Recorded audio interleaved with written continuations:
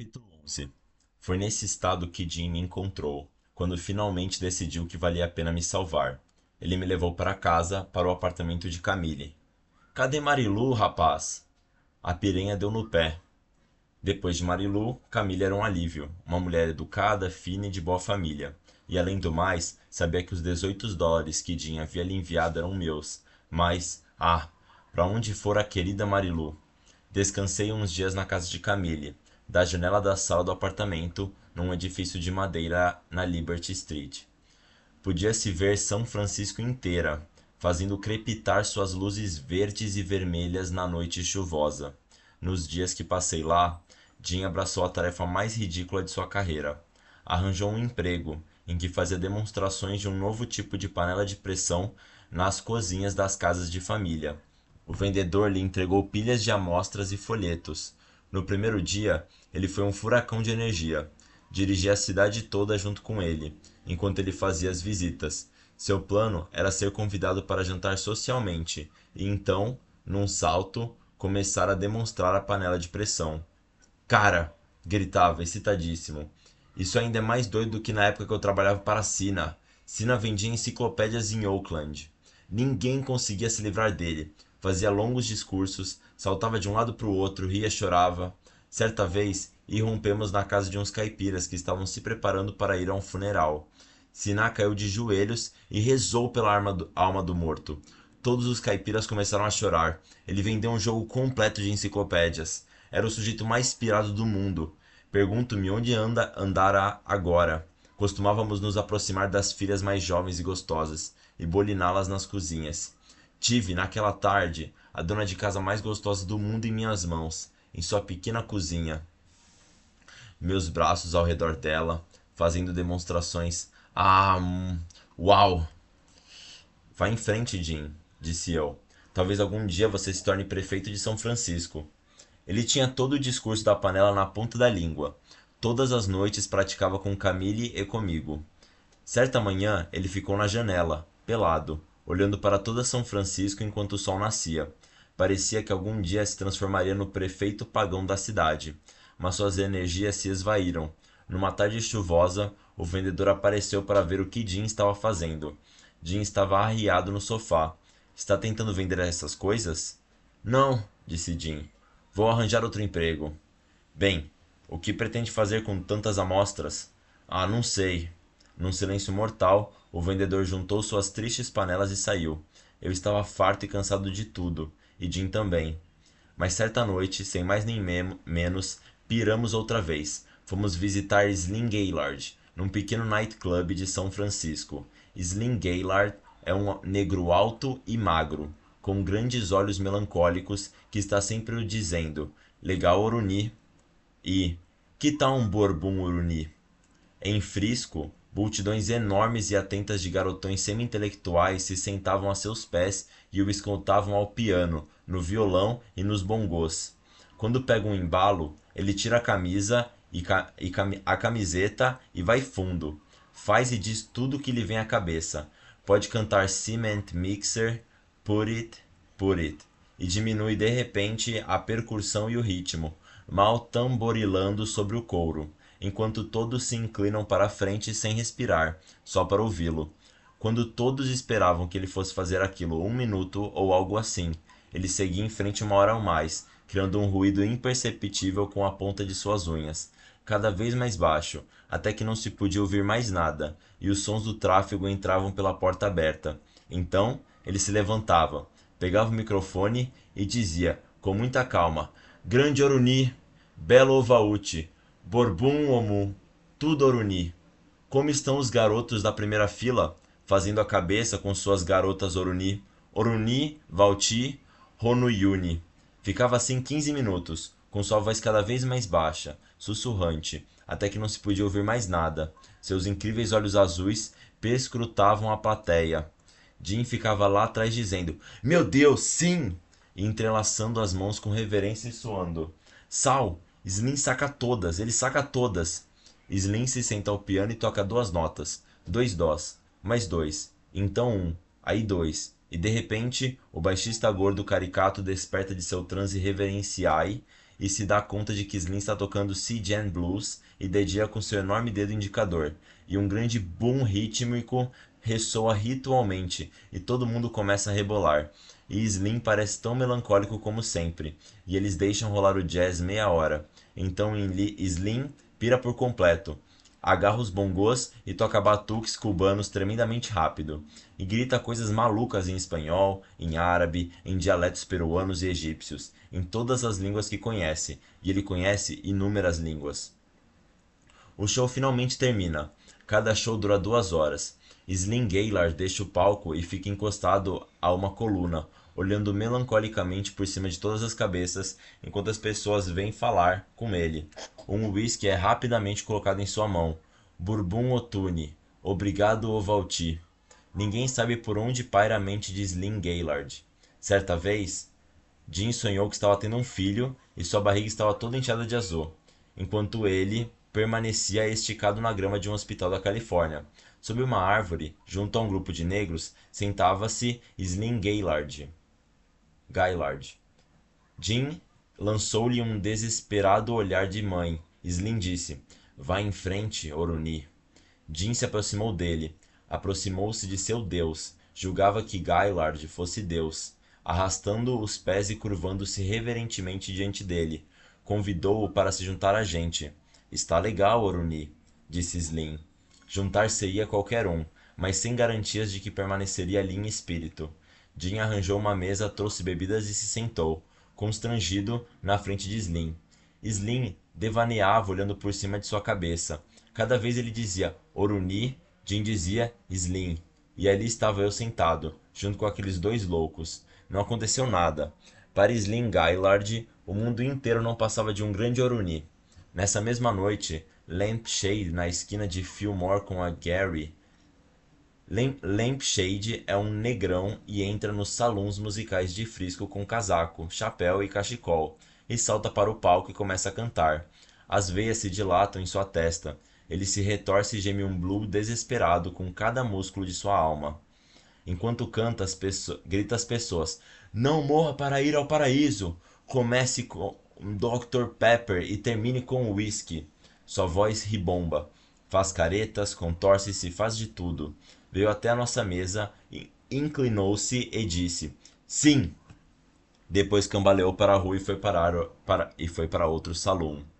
Ia também Coney Jordan, um maluco que canta e sacode os braços, e termina salpicando todo mundo de suor e chutando o microfone e gritando feito mulher. Mais tarde, pode-se encontrá-lo exausto, ouvindo loucas sessões de jazz no Jameson's Nook, com olhos arregalados e ombros caídos, um olhar meio abobalhado, perdido no espaço e um drink à sua frente. Jamais vi músculos tão loucos. Em Frisco, todo mundo toca um instrumento de sopro. Era o fim da linha do continente. Ninguém estava ligando para nada.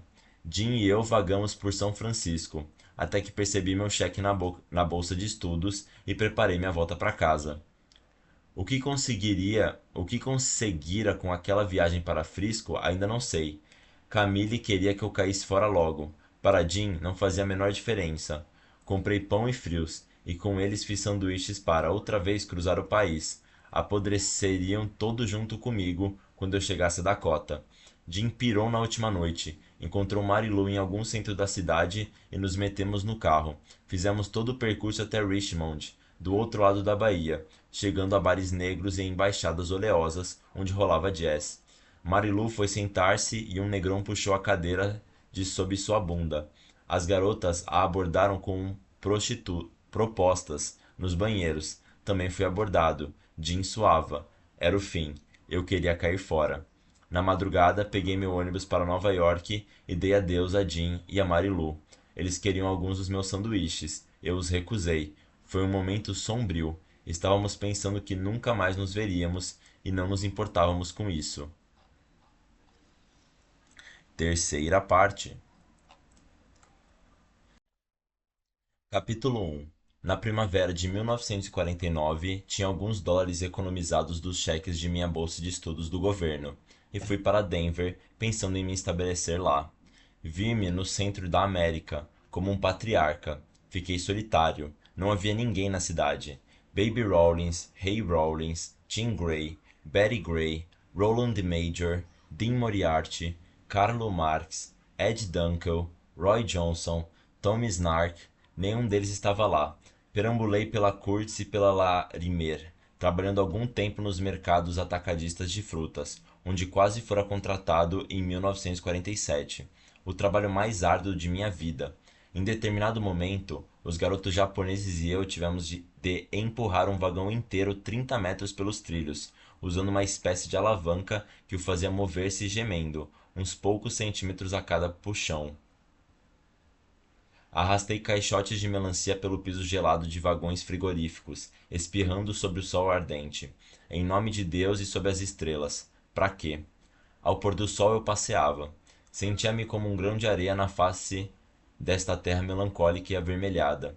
Visitei o Windsor Hotel, onde Jim Moriarty havia vivido com seu pai nos depressivos anos 30 e, como outrora procurei o deplorável e fictício funileiro de minhas visões. Ou você encontra alguém que se parece com seu pai, em lugares como Montana, ou então procura pelo pai de seu amigo, onde ele já não está. Num entardecer lilás, caminhei com todos os músculos doloridos entre as luzes da 27 com a Welton, no bairro negro de Denver.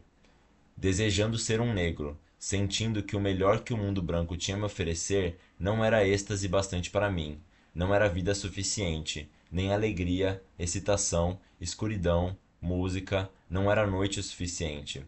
Parei num quiosque, onde um homem vendia tilha apimentado, em embalagem de papel. Comprei algumas e comi-as percorrendo ruas escuras e misteriosas. Quis ser um mexicano de Denver, ou mesmo um pobre japonês sobrecarregado de trabalho.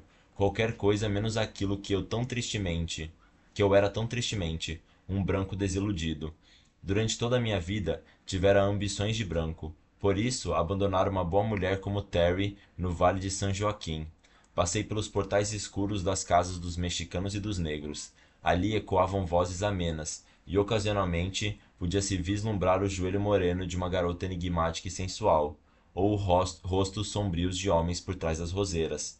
Criancinhas sentavam-se como sábios em cadeiras de balanço. Um grupo de negras foi se aproximando. Uma das mais jovens destacou-se das anciãs de aspecto maternal e dirigiu-se rapidamente a mim. Alô, Joe? E de repente viu que eu não era Joe. Era apenas eu, Sal Paradise, melancólico errante, naquela escuridão violeta, naquela noite insuportavelmente encantadora, desejando tocar meu mundo pelo dos alegres, autênticos e extasiantes negros da América. Aquela periferia que caía aos pedaços me fez lembrar de Jim e Marilu, que desde a infância conheciam tão bem aquelas ruas. Oh, como desejei encontrá-los! Na 23 com a Welton, disputava-se um jogo de beisebol sobre as luzes de holofotes que iluminavam tanques de gasolina. Uma multidão entusiástica vibrava a cada jogada. Aqueles estranhos heróis, jovens de todos os tipos, brancos, negros, mexicanos, índios puros, estavam em campo, jogando com seriedade pungente. Eram apenas garotos do terreno baldio, uniformizados. Em minha vida de atleta, eu jamais concordara em exibir-me dessa forma na frente de famílias inteiras e namoradas e garotas da vizinhança. À noite, sob luzes, disputava sempre pomposos jogos universitários, a sério, nunca uma alegria infantil e profundamente humana como aquela. Agora era tarde demais.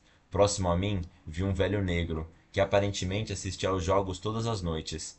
Perto dele se sentava um velho vagabundo branco, depois uma família mexicana e então algumas meninas, garotos, a humanidade inteira. Ah, a tristeza das luzes daquela noite. O jovem lançador parecia Jim. Uma loira bonita na plateia parecia Marilu. Era a noite de Denver. Tudo o que fiz foi morrer. Lá em Denver, lá em Denver. Tudo o que fiz foi morrer. Do outro lado da rua, famílias negras sentadas relaxadamente nos degraus de suas portas, olhavam a noite estrelada entre as árvores, sob aquela reluzente imensidão. Às vezes, apanhavam o jogo. Enquanto isso, muitos carros passavam pela rua e paravam na esquina cada vez que o sinal ficava vermelho. Havia uma certa excitação, e o ar estava repleto de vibrações de uma vida verdadeiramente feliz, que não tem nada a ver com desapontamento, a tristeza branca e tudo mais. No bolso de seu casaco roto, o velho negro tinha uma lata de cerveja, que tratou de abrir. O velho branco olhou invejosamente para ela e enfiou a mão no bolso para ver se ele podia comprar uma lata também. Eu continuava morrendo. Afastei-me dali. Fui visitar uma garota rica que conhecia. Pela manhã, ela puxou uma nota de $100 de sua meia de seda e disse: A noite inteira você não parou de falar que queria viajar para Frisco. Se é esse seu problema, pegue isso, caia fora e divirta-se.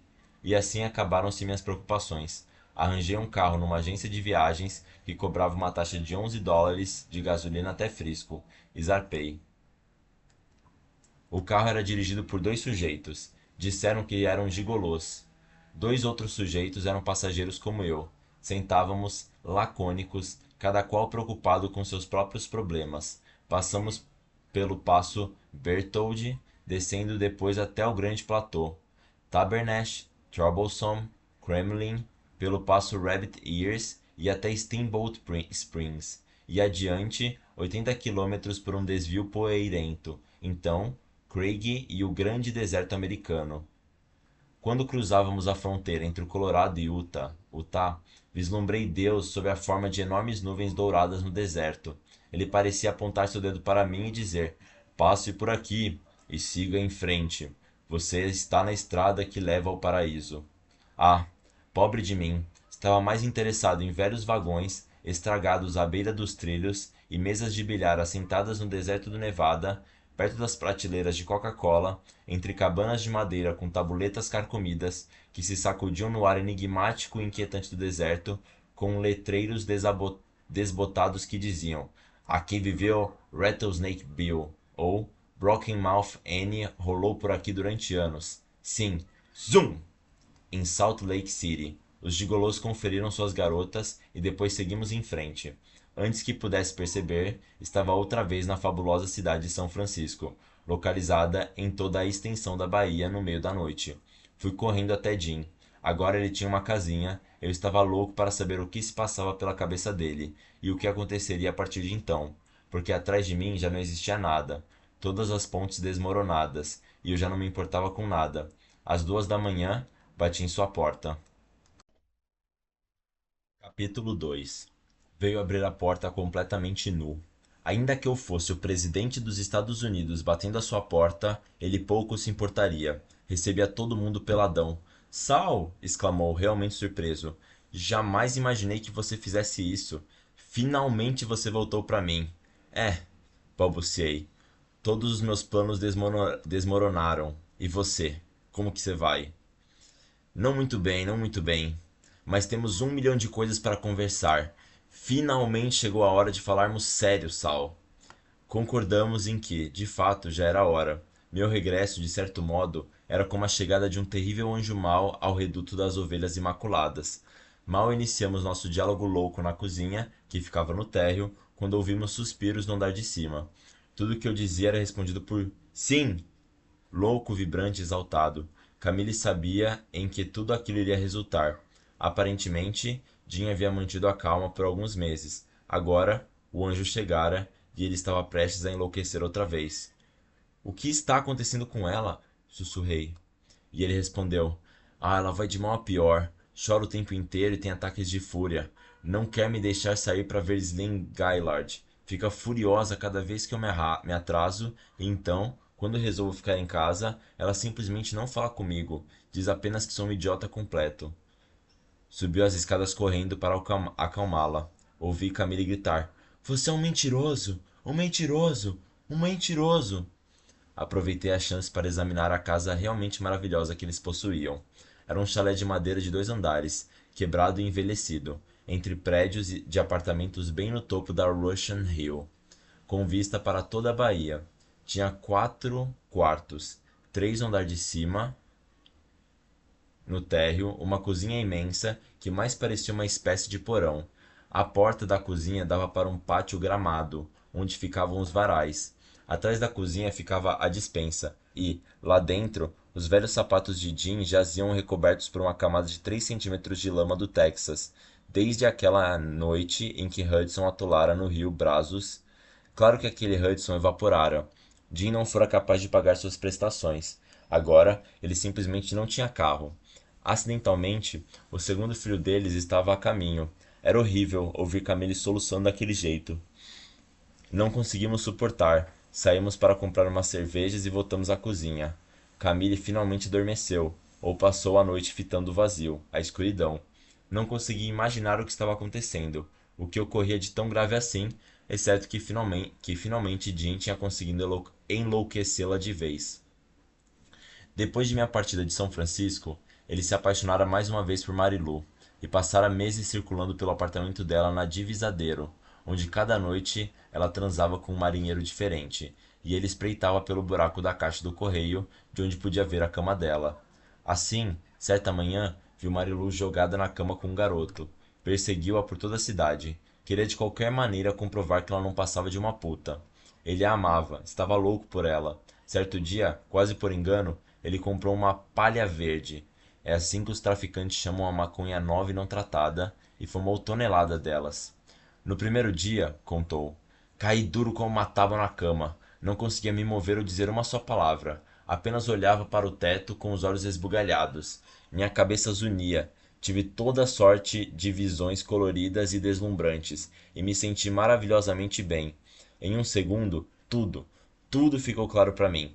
Tudo o que eu fizera na vida, ou lera, ou ouvira, ou pensara, retornou subitamente a meu cérebro, rearranjando-se lá dentro com uma lógica nova, surpreendente, estimulante e, por não encontrar nenhum outro jeito de expressar meu espanto e gratidão interiores, permaneci balbuciando sim, sim, sim, sim, sim, sim, sim, sem gritos, apenas um sim tranquilo, moderado. Essas visões provocadas pela maconha se prolongaram até o terceiro dia. Nessa altura, eu já havia compreendido tudo. Toda a minha vida estava decidida. Sabia que amava Marilu, precisava encontrar meu pai onde quer que ele estivesse e salvá-lo. Percebi que você era meu amigo do peito, etc, etc. E o quanto Carla é incrível. Repentinamente sabia um monte de coisas sobre todas as pessoas em todos os lugares. E então, no terceiro dia, comecei a ter pesadelos acordado. E eram tão terrivelmente medonhos, assustadores, esverdeados, que eu só conseguia ficar encolhido em posição fetal, com os braços em torno dos joelhos, balbuciando: ó, ó, ó, ó, ó. Os vizinhos ouviram e chamaram um médico. Camila estava fora, com o bebê, visitando os pais dela. A vizinhança inteira se envolveu. Eles entraram e me encontraram esparramado na cama, com os braços abertos, como morto. Sal! Corri para encontrar Marilu com um pouco daquela erva. Sabe o que se passou naquela estúpida cachola? Exatamente a mesma coisa. As mesmas visões, a mesma lógica, as mesmas decisões definitivas com relação a tudo. O vislumbre súbito de todas as verdades, num tombo doído em direção aos pesadelos dolorosos dessa vida mundana. Ah! Compreendi então que a amava tanto, que queria matá-la. Corri de volta para casa e fiquei batendo com a cabeça na parede. Voei até a casa de Ed Dunkel e ele estava de volta a Frisco, com Galatea. Pedi o endereço de um sujeito que conhecemos e que tem uma arma. Fui até a casa do cara, descolei a arma e voltei para a casa de Marilu. Olhei pelo buraco da caixa do correio. Ela estava dormindo com um cara.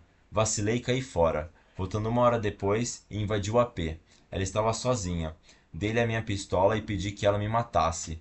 Ela ficou com a arma na mão um tempo interminável. Implorei a ela por um singelo pacto de morte. Ela não topou. Eu disse que um de nós tinha que morrer. Ela disse que não. Bati com a cabeça na parede. Homem, eu estava fora de mim. Ela vai contar tudo para você. Conseguiu me afastar dessa loucura. E o que aconteceu depois? Tudo isso foi meses atrás, logo depois que você partiu. Ela acabou se casando com um vendedor de carros usados, um imbecil filha da puta que jurou me matar, caso me encontre. Se for necessário, terei que me defender e matá-lo, e aí irei para o San Quentin, porque, Sal, mais uma condenação de qualquer espécie e vou para San Quentin pelo resto da vida. Será o fim, com mão doente e tudo. Ele me mostrou sua mão. Com a excitação da chegada, não havia notado que ele tinha sofrido um acidente terrível na mão. Deu um soco na testa de Marilu às 6 horas da tarde do dia 26 de fevereiro. Na verdade, foi às 6h10, porque me lembro que tinha que pegar no serviço dali a 1 hora e 20 minutos. Aquela foi a última vez em que nos encontramos e quando decidimos tudo de uma vez por todas. E escute só, meu polegar apenas roçou na testa dela. Ela nem sequer ficou roxa, e até riu. mas o polegar quebrou, indo parar no pulso, e um médico horrível fez um arranjo complicadíssimo nos ossos, com 3 gessos separados, 33 horas corridas esperando sentado em bancos duros e incômodos, no hall de entrada dos hospitais, etc, etc. E o último gesso tinha um pino fincado na ponta do meu polegar. E aí, em abril, quando tiraram o gesso, o pino infectou meu osso, e peguei osteomielite, que virou crônica, e, depois de uma operação fracassada e de um mês engessado, o resultado final foi a amputação de um pedacinho de carne dessa porra desse polegar. Desenrolou o curativo e me mostrou. Faltava 1 centímetro de carne sobre a unha. Tudo foi ficando cada vez pior, um pesadelo sem fim, para sustentar Camille e Amy. Trabalhava o mais rápido possível como borracheiro na Firestone, recauchutando pneus e carregando enormes pneus de 60 quilos para cima dos caminhões. Usava apenas a mão boa e sempre machucava a outra. Quebrei-a novamente e tive que reengessá-la. E agora ela está infeccionada e inchada, como das outras vezes. Portanto, no momento, tomo conta do bebê enquanto Camille trabalha para nos sustentar. Entende? Que porra! Sou da categoria A3, Moriarty, o aficionado de jazz. Tem um dedo ferido, sua esposa lhe dá injeções diárias de penicilina que lhe provocam eczemas porque ele é alérgico. Por isso, tem que tomar 60 mil unidades mensais de suco de Fleming. De 4 em 4 horas, durante um mês inteiro, tem que tomar também um comprimido para combater a alergia que o remédio lhe provoca. Preciso tomar codeína para evitar a dor no polegar. Terá que sofrer uma cirurgia na perna por causa de um quisto inflamado. Na próxima segunda-feira, terá que se levantar às 6 da manhã para ir ao dentista. Tem que consultar o ortopedista 2 vezes por semana para fazer um tratamento no pé. Deve tomar xarope contra tosse todas as noites. Tem que assoar o nariz e fungar constantemente para manter as narinas desentupidas, já que uma operação as enfraqueceu anos atrás. Perdeu o polegar de seu braço arremessador, o melhor jogador de beisebol do reformatório do estado do Novo México. No entanto, nunca me vi melhor e mais feliz em toda a minha vida. Adoro ver crianças maravilhosas brincando sob o sol. Estou satisfeitíssimo por ver você, meu esplêndido Sal, e sei, realmente sei que tudo vai dar certo.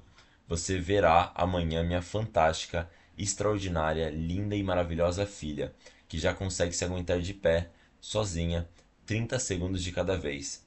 Pesa quase 10 quilos, mede 70 centímetros.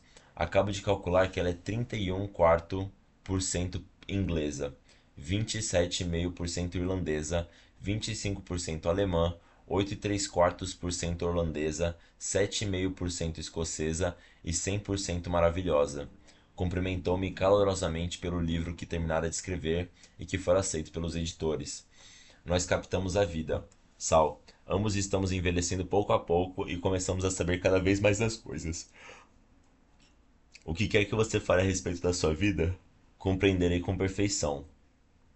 Sempre percebo seus sentimentos e agora você já está no ponto. Está pronto para arranjar uma garota fantástica. Caso consiga encontrá-la, você precisa conversar com ela, fazer a cabeça dela e a sua, como, de todas as formas, tenho tentado fazer com essas minhas malditas mulheres. Merda, merda, merda, gritou ele. Pela manhã, Camille nos pôs no olho da rua, com malas e tudo. Tudo começou quando telefonávamos para Roy Johnson, o velho Roy de Denver, convidando-o para vir tomar uma cerveja, enquanto Jim cuidava do bebê e lavava os pratos e as roupas no quintal. Mas de tão excitado fez o serviço mal feito. Johnson concordou em nos levar de carro até Mill City, à procura de Remy Boncourt. Camille, de volta de seu emprego no consultório de um médico, nos lançou o olhar entristecido de uma mulher cuja vida é atarefadíssima. Tentei demonstrar àquela esposa temerosa que não tinha quaisquer más intenções com relação à sua vida familiar, e falei da maneira mais gentil que podia, mas ela sabia que eu era um cafajeste, provavelmente instruído por Jim, e me dirigiu apenas um sorriso pálido. Pela manhã, houve uma cena horrível. Ela se jogou na cama aos prantos e, no meio da confusão, repentinamente senti uma vontade incontrolável de ir ao banheiro, e o único jeito de chegar lá era passando pelo quarto dela. Jim, Jim, chamei. Onde fica o bar mais próximo? Bar? Disse ele, surpreso. Estava lavando as mãos na pia da cozinha lá embaixo. Pensou que eu queria me embebedar. Contei-lhe o meu dilema, e ele disse: Ora, vá em frente. Ela faz isso o tempo inteiro. Mas não, eu não queria passar por ali. Saí voando à procura de um bar, caminhei colina acima e abaixo pela vizinhança, percorri 4 quarteirões do Russian Hill, mas encontrei apenas lavanderias, soda fountains, cabeleireiros. Voltei para a decrépita casinha. Eles gritavam um com o outro. Quando deslizei pelo quarto com um sorriso amarelo e me tranquei no banheiro. Em poucos minutos, Camille estava tirando as coisas de Jim no chão da sala e mandou que ele fizesse suas malas. Para minha surpresa, vi uma pintura a óleo em tamanho natural de Galatea Duncan no sofá. Subitamente percebi que aquelas mulheres passavam meses de solidão e feminilidade juntas, fofocando, tagalerando sobre as loucuras de seus homens. Ouvi as risadinhas maníacas de Jean ecoando pela casa, junto com o choro do bebê, e a próxima coisa de que me lembro é quando ela deslizou pela casa como Groucho Marx, com seu polegar quebrado envolto num enorme curativo branco, ereto como um farol imóvel sob a fúria das ondas. Vi mais uma vez seu mísero baú, enorme e maltratado, de onde apontavam meias e cuecas sujas. Inclinando sobre o baú, ele ia jogando dentro tudo o que podia encontrar. Ali estava sua mala, pronta, a mala mais gasta dos Estados Unidos. Era feita de um papelão que imitava couro, tinha dobradiças enferrujadas penduradas nas juntas. Um grande rasgão a atravessava de lado a lado. Jean a amarrava com uma corda. Então, agarrou seu saco de marinheiro e enfiou também algumas coisas lá dentro. Aí, apanhei meu próprio saco, arrumei-o, enquanto Camille jazia na cama gritando: Mentiroso, mentiroso, mentiroso! Saltamos fora e nos arrastamos pesadamente em direção ao bonde mais próximo. Ele, uma massa humana diforme, carregando a bagagem com aquele polegar envolto pelo curativo, suspenso no ar. Aquele polegar se transformou no símbolo da evolução definitiva de Jim. Agora, ele já não se preocupava mais com nada, como antes. Simplesmente passou a se preocupar com tudo por princípio. Quer dizer, para ele, tudo continuava dando no mesmo. Nascera neste mundo e não havia nada que pudesse fazer para mudar isso. Parou-me no meio da rua. Agora, homem, sei que você deve ter enlouquecido de uma vez. Nem bem chegou na cidade e somos postos para fora no primeiro dia. Você deve estar se perguntando o que devo ter feito para merecer isso. E por aí afora. Todas as horríveis implicações. Mas olhe para mim. Por favor, Sal, olhe para mim. Olhei para ele. Estava de camiseta, vestia calças rasgadas que ficavam muito abaixo da cintura. Os sapatos estavam rotos. A barba por fazer, cabelos compridos e hirsutos, olhos injetados e aquele enorme polegar ferido suspenso no ar à altura do peito. Ele precisava mantê-lo assim. Em seu rosto se desenhava o sorriso mais desdenhoso que jamais vi. Descreveu um círculo completo, olhando para todos os lados. Que vem meus globos oculares. Ah, o céu azul, meu grande amigo. Cambaleou e pestanejou. Esfregou os olhos. E as janelas também. Você já parou para curtir as janelas? Vamos lá, homem, vamos falar sobre janelas. Tenho visto algumas verdadeiramente muito loucas, que até fizeram caretas para mim. E algumas estavam com as cortinas cerradas, e mesmo assim piscavam para mim. Do fundo do seu saco de marinheiro, pescou um exemplar dos Mistérios de Paris, de Eugène Sue, e ajustando a camiseta começou a ler, parado na esquina com um ar pedante. Agora, de verdade, Sal, vamos nos divertir com o que aparecer. Mas logo se esqueceu disso e olhou para os lados, com um vazio olhar. Eu estava feliz por ter vindo. Ele precisaria de mim agora. Por que Camille pôs você na rua? O que vai fazer agora? Fez ele. Hum? Hum. Fundimos a cuca pensando para onde ir e o que fazer. Percebi que eu teria de decidir. Pobre, pobre Jim. Nem o demônio jamais fora tão humilhado, demente, com o dedo infeccionado, rodeado por malas maltratadas de sua vida febril e desamparada pela América. E sempre de volta a ela inúmeras vezes, um pássaro perdido. Vamos a pé até Nova York, disse ele. Enquanto caminhamos, vamos nos equipando com tudo o que precisarmos. Há de tudo ao longo da estrada, claro. Puxei meu dinheiro e contei, mostrei para ele. Tenho aqui, disse, a quantia exata de $83, mais uns trocos. E se você vier comigo, nos mandaremos para Nova York e depois para a Itália. Itália? Exclamou ele. Seus olhos quase saíram das órbitas. Itália, claro. Como chegaremos lá, caro Sal? Meditei. Arranjarei o dinheiro, vou ganhar $1000 dos editores. Vamos curtir todas as mulheres loucas de Roma, de Paris, de todos os lugares. Vamos nos sentar nos cafés ao ar livre, viver nos cabarés. Por que não ir para a Itália? Por que não? Disse Jim. Então percebeu que eu estava falando sério. Pela primeira vez, olhou para mim com o rabo do olho, porque eu jamais havia me comprometido assim com sua pesada existência.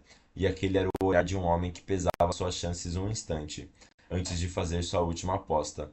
Naquele olhar havia júbilo e insolência. Era um olhar diabólico, e ele pousou seus olhos em mim por um longo, longo tempo. Encarei-o e enrubesci. Falei: Qual é o problema? Foi uma pergunta lamentável. Ele não respondeu e continuou me encarando com o mesmo canto de olho, desconfiado e insolente. Tentei relembrar tudo o que já fizera na vida, para ver se descobria algo que o fizesse ficar desconfiado agora. Firme e resoluto, repeti o que havia dito. Venha para Nova York comigo. Tenho dinheiro. Olhei para ele. Meus olhos estavam cheios de lágrimas e eu senti um certo embaraço. Ele continuava me fitando. Seus olhos estavam vazios e simplesmente me atravessavam.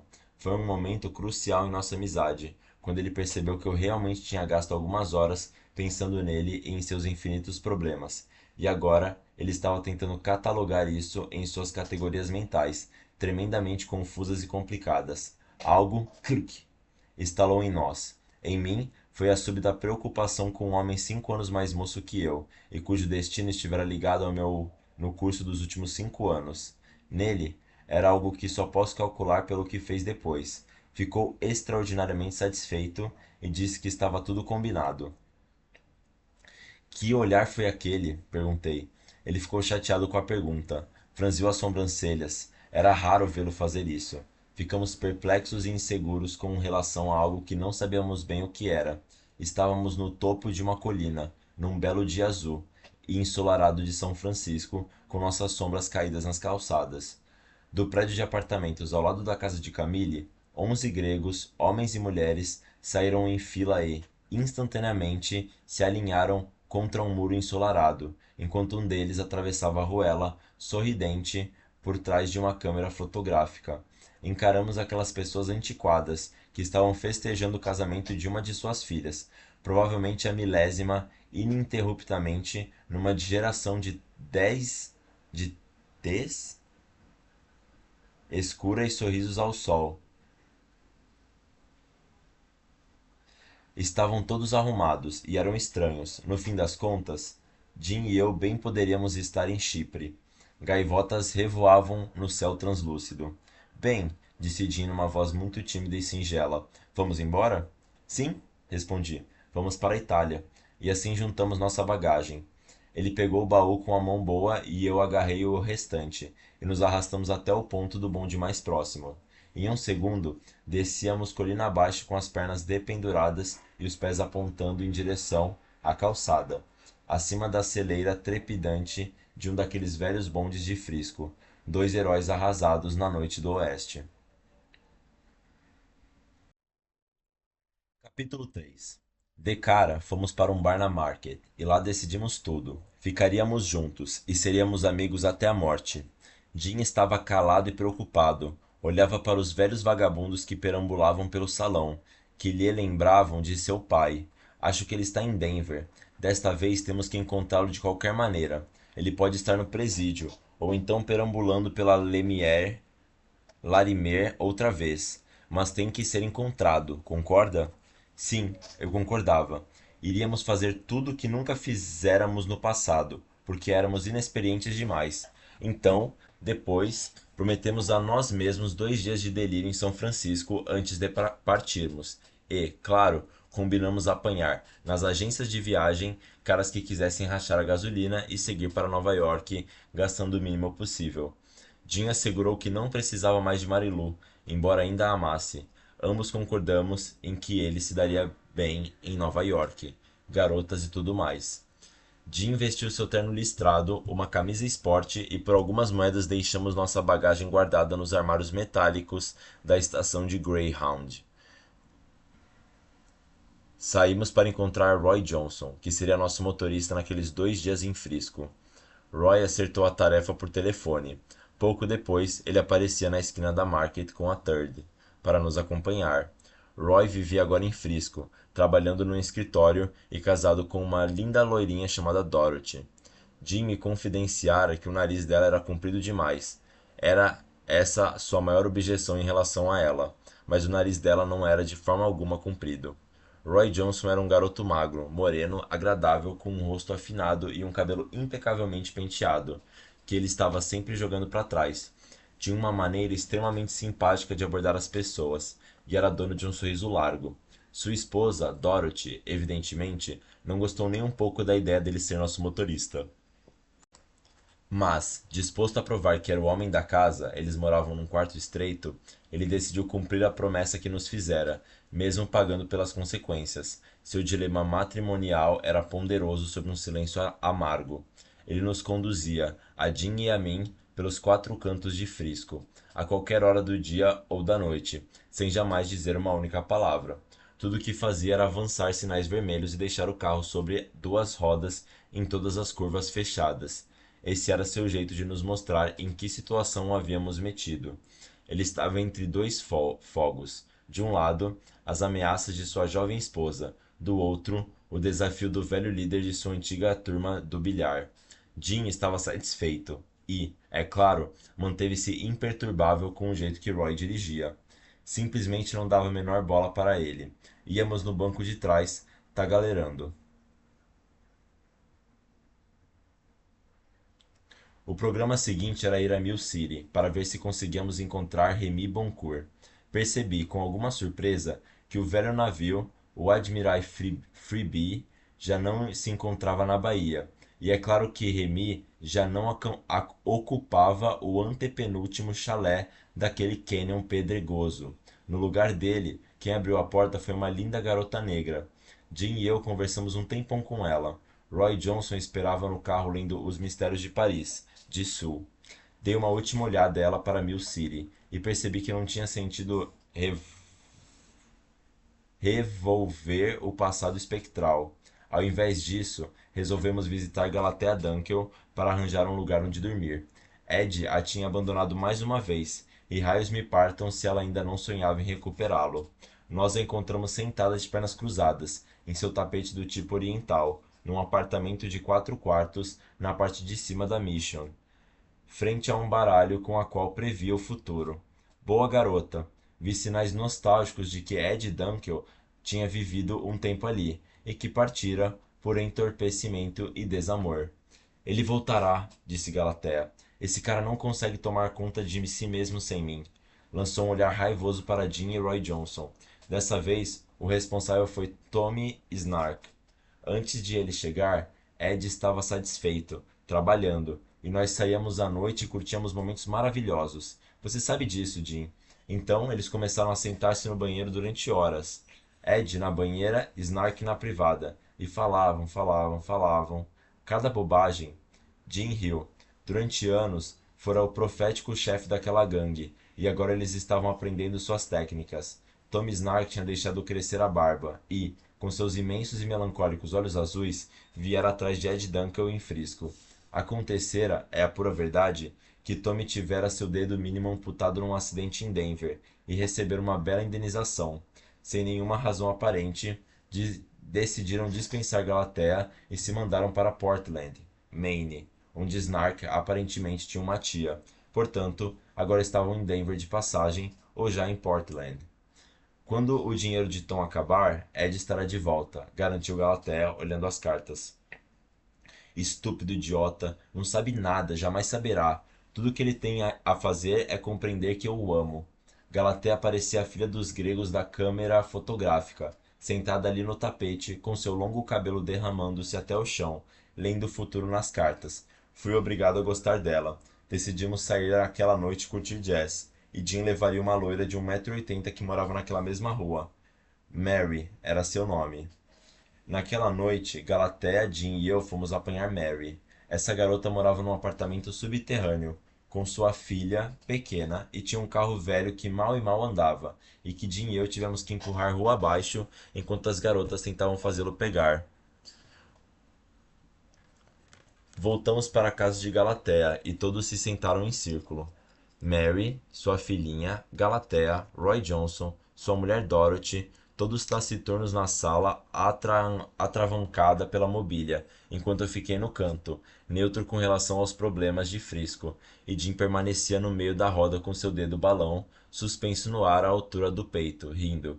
Que grande merda, disse. Estamos todos perdendo nossos dedos. Ah, ah. Jim, por que você age dessa maneira idiota? Perguntou Galatea. Camille ligou, dizendo que você a abandonou. Não percebe que tem uma filha? Ele não a abandonou, ela é que o expulsou, disse eu, quebrando minha neutralidade. Todos lançaram olhares furiosos para mim. Jim deixou escapar um sorriso sórdido. E com esse dedo, o que vocês esperavam que esse pobre sujeito fizesse? Acrescentei. Todos me encararam, especialmente Dorothy Johnson, lançando-me um olhar sujo, tinhoso. Aquilo não passava de um chá beneficente acusatório, uma espécie de roda de tricô maledicente e, no centro dela estava o culpado, Jim, responsável, quem sabe, por tudo que estava errado. Olhei pela janela, para a noite urbana e fervilhante da Mission. Queria cair fora e desbundar ao som do incrível jazz de Frisco. Afinal, aquela era somente minha segunda noite na cidade. Acho que Marilu teve muito juízo em abandonar você, prosseguiu Galatea. Há anos que você não demonstra o menor senso de responsabilidade com ninguém. Já fez tantas coisas horríveis que nem sei o que dizer. Na verdade, era justamente esse o X do problema. Ninguém tinha o que dizer, mas eles continuaram sentados, olhando para Jim com olhares sórdidos e enfurecidos, e ele permaneceu em pé, no centro do tapete, com uma risadinha sarcástica. Ele apenas ria, nada mais. Executou passos de dança. Seu curativo estava ficando sujo. Começou a se desfraldar como uma bandeira. De repente percebi que, em virtude de seus muitos pecados, Jim estava se transformando no idiota, no imbecil, no mártir do grupo. Você não tem a menor consideração por ninguém, a não ser por você mesmo e seus malditos frenesis. Só pensa no que tem pendurado entre as pernas, e em quanto dinheiro poderá arrancar das pessoas que o cercam, antes de simplesmente largá-las na mão. E não é só isso. O pior é que você nem mesmo se importa. Nunca lhe ocorreu que a vida é uma coisa séria, e que existem pessoas tentando fazer algo decente, ao invés de apenas agir como um estúpido. Era isso que Jim era, o estúpido sagrado, um santo. Hoje à noite, Camille está com o coração partido, mas nem por um momento pense que ela quer você de volta. Disse que jamais quer revê-lo, e garantiu que dessa vez é o fim. Entretanto, você fica parado fazendo essas caretas e não demonstra a menor preocupação. Não era verdade. Eu o conhecia melhor e poderia ter dito tudo a eles, mas não vi o menor sentido em tentar. Estava louco para dar um passo à frente, colocar o braço em torno de Jim e dizer: ouçam aqui todos vocês. Lembrem-se disso. Esse rapaz também tem seus problemas, só que ele jamais se queixa, e deu a vocês todos momentos de prazer apenas por ser o que é, e se não basta, mandem-no logo para o pelotão do fuzilamento, o que, de qualquer modo, é o que vocês parecem querer. Contudo, Galatea Dunkel era a única do grupo que não temia Jim, e continuou ali calmamente, com o rosto inclinado, a destratá-lo na frente de todos. Houve uma época, em Denver, que Jim fazia todos se sentarem na penumbra com as garotas, e apenas falava, com uma voz que era ao mesmo tempo estranha e hipnótica, e que, segundo se dizia, tinha o tom de fazer com que todas as garotas lhe caíssem nos braços, pela pura força de persuasão e pelo conteúdo ininteligível daquilo que ele dizia. Isso quando tinha 15, 16 anos. Agora, seus discípulos estavam casados, e as esposas de seus antigos aprendizes o sentavam num tapete e o julgavam por causa da sexualidade intensa e da vida vibrante que ele ajudara a criar. Escutei mais. Agora você está indo para o leste com Sal, comentou Galatea. E o que acha que você vai ganhar com isso? Agora que você caiu fora, Camille terá que ficar em casa cuidando do bebê. Como ela vai poder trabalhar? Ela jamais quererá encontrá-lo de novo, e não a culpe por isso. Se você encontrar Ed pela estrada, diga-lhe que volte para mim, senão eu o mato. Tão chato assim? Foi uma noite aborrecida. Eu me sentia como que num sonho desprezível, cercado por irmãs e irmãos todos estranhos. Então, um silêncio pesado caiu sobre a sala. Ao invés de falar, como teria feito antigamente, Jim silenciou também, mas permaneceu em pé diante de todos, esfarrapado ao quebrado, sob a luz das lâmpadas nuas, com o rosto coberto de suor, as veias dilatadas repetindo sim, sim, sim, sem parar, como se as revelações terríveis o tivessem apunhalado naquele instante. Estou convencido de que realmente estavam, e os outros também suspeitavam disso e ficaram amedrontados. Ali estava um Beat, a raiz, a alma da beatitude. O que lhe passava pela cabeça? Ele estava tentando me comunicar, com todas as suas forças, o âmago de seus conhecimentos, de sua luminosa e intuitiva sabedoria, e era exatamente isso que eles invejavam em mim, a posição que eu ocupava ao lado dele, defendendo e sorvendo o sumo de sua sabedoria, como outrora eles haviam tentado fazer. Então eles me encararam. O que estava eu, um estranho do leste, fazendo naquela noite amena na costa oeste? Era uma pergunta que me repugnava.